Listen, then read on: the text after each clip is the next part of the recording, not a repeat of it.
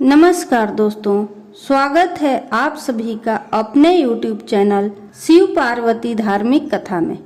दोस्तों, आज के इस वीडियो में मैं आप सभी को आंवला नवमी की दो प्रचलित कथाएं सुनाऊंगी। कार्तिक मास के शुक्ल पक्ष की नवमी को आंवला नवमी या अक्षय नवमी के रूप में मनाया जाता है।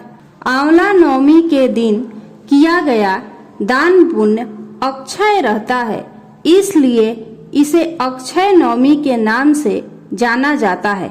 आंवला नवमी पर आंवले के वृक्ष की पूजा और इसके वृक्ष के नीचे भोजन करने की परंपरा शुरू करने वाली माता लक्ष्मी मानी जाती हैं।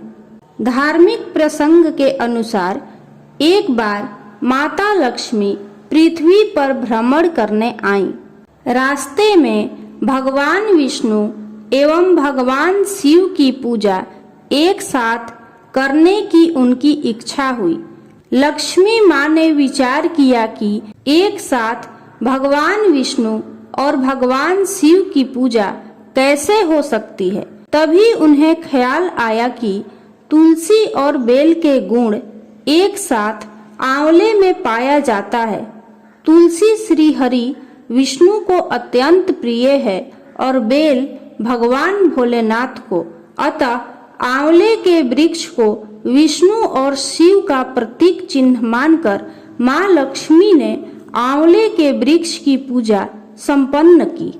माँ लक्ष्मी की पूजा से प्रसन्न होकर भगवान श्री विष्णु और भगवान भोलेनाथ प्रकट हुए। लक्ष्मी माता ने आंवले के वृक्ष के नीचे भोजन बनाकर भगवान विष्णु और भगवान शिव को भोजन कराया। इसके बाद उन्होंने स्वयं भोजन किया। उस दिन कार्तिक शुक्ल नवमी का दिन था। तभी से कार्तिक शुक्ल नवमी को आंवला नवमी भी कहा जाता है। तो आइए सुनते हैं आंवला नवमी की पहली कथा। किसी राज्य में आंवल्या नाम का राजा था।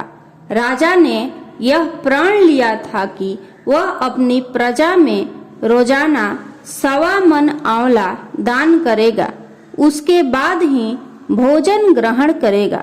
राजा अपने प्रण के अनुसार ऐसा ही करता था, लेकिन उसके बेटे और बहू को यह बात पसंद नहीं थी। इसलिए एक दिन उसके बेटे बहू ने सोचा कि राजा इतने सारे आंवले रोजाना दान करते हैं, इस प्रकार तो एक दिन सारा खजाना खाली हो जाएगा। एक दिन बेटे ने राजा से कहा कि आपको इस तरह दान करना बंद कर देना चाहिए। राजकुमार की बात सुनकर राजा को बहुत दुख हुआ और राजा ने रानी के साथ महल का त्याग कर दिया। फिर क्या था, राजा आंवला दान नहीं कर पाए और अपने प्रण के कारण कुछ खाया भी नहीं।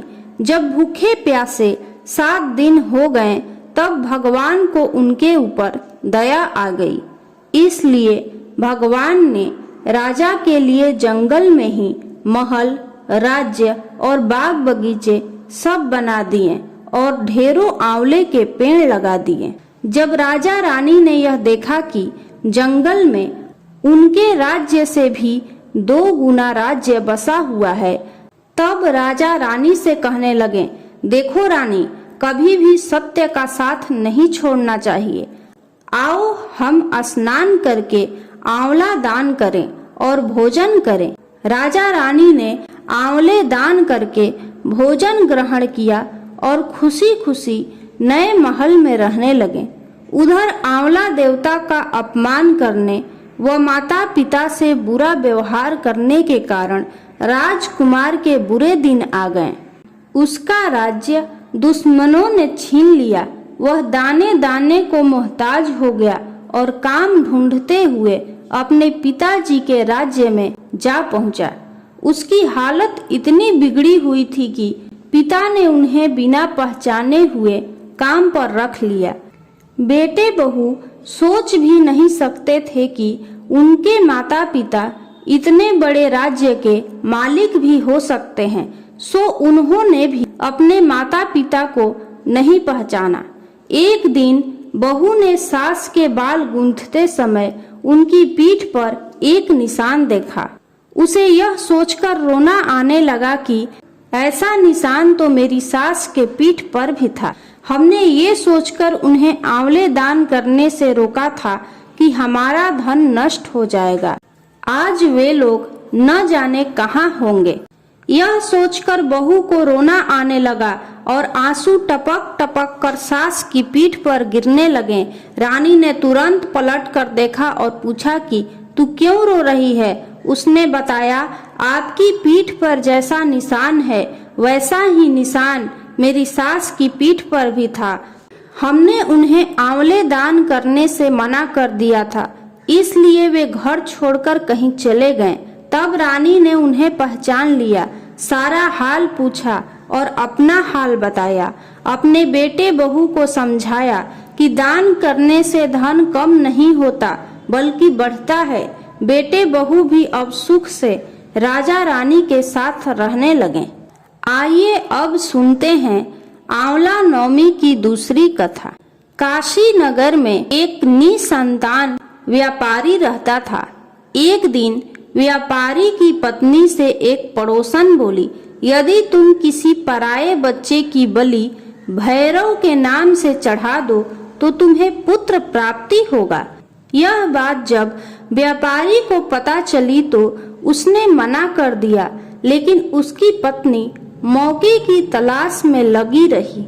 एक दिन एक कन्या को उसने कुएं में गिराकर भैरव देवता के नाम पर बलि दे दी। इस हत्या का परिणाम विपरीत हुआ। लाभ की बजाय उसके पूरे बदन में कोढ़ हो गया और लड़की की प्रेतात्मा उसे सताने लगी। व्यापारी के पूछने पर उसकी पत्नी ने सारी बात बता दी।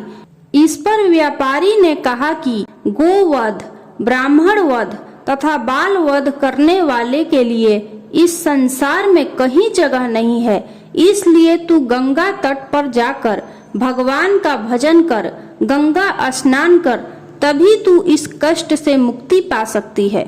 तब व्यापारी की पत्नी गंगा किनारे रहने लगी। कुछ दिन बाद गंगा माता वृद्ध महिला का वेश धारण कर उसके पास आई और बोली, यदि तुम मथुरा जाकर कार्तिक नवमी का व्रत तथा आंवला वृक्ष की परिक्रमा कर पूजन करेगी तो ऐसा करने से तेरा यह कोढ़ दूर हो जाएगा। वृद्ध महिला की बात मानकर व्यापारी की पत्नी अपने पति से आज्ञा लेकर मथुरा जाकर विधि पूर्वक आंवला का व्रत करने लगी। ऐसा करने से वह भगवान की कृपा से दिव्य शरीर वाली हो गई तथा उसे पुत्र की प्राप्ति भी हुई। हे भगवान, जैसे आपने राजा रानी पर दया की वैसे ही सब पर करना। इस कथा को कहते सुनते सारे परिवार को सुखी रखना। यदि आपको आंवला नवमी की यह कथा अच्छी लगी हो तो कमेंट बॉक्स में जय मां लक्ष्मी जरूर लिखें।